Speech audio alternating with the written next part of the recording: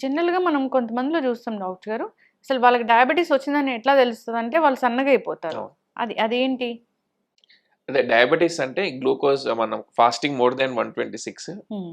75 grams glucose తాగిచ్చాక sugars more than 200, hmm. HB1C more than 6.5. హ్మ్.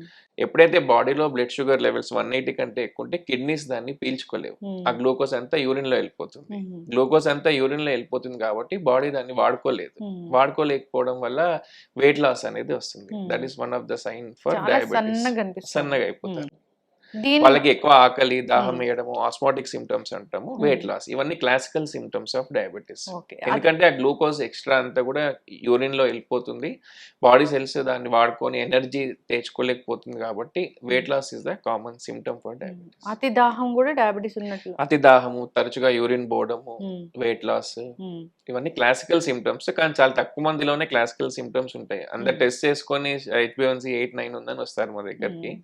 Symptoms లేకున్నా కూడా. అందుకనే స్క్రీనింగ్ అనేది చాలా ఇంపార్టెంట్. హ్మ్. క్లాసికల్ సింప్టమ్స్ రావాలి అంటే 80% ఆఫ్ హ్మ్. ప్యాంక్రియాస్ దెబ్బతినాలి. ఓహ్!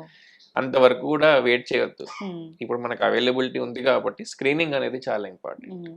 ఇప్పుడు ఇప్పుడు ఎవరైనా వచ్చి మానిటర్ అడుగుతున్నారా డాక్టర్ గారు? అడుగుతున్నారు. హ్మ్. చాలా మందే వస్తున్నారు. హ్మ్. అవగాహన అనేది పెరిగింది. హ్మ్. ఇంటర్నెట్, సోషల్ మీడియాస్‌లో. హ్మ్. సో, వాళ్ళకి కౌన్సిల్ చేసి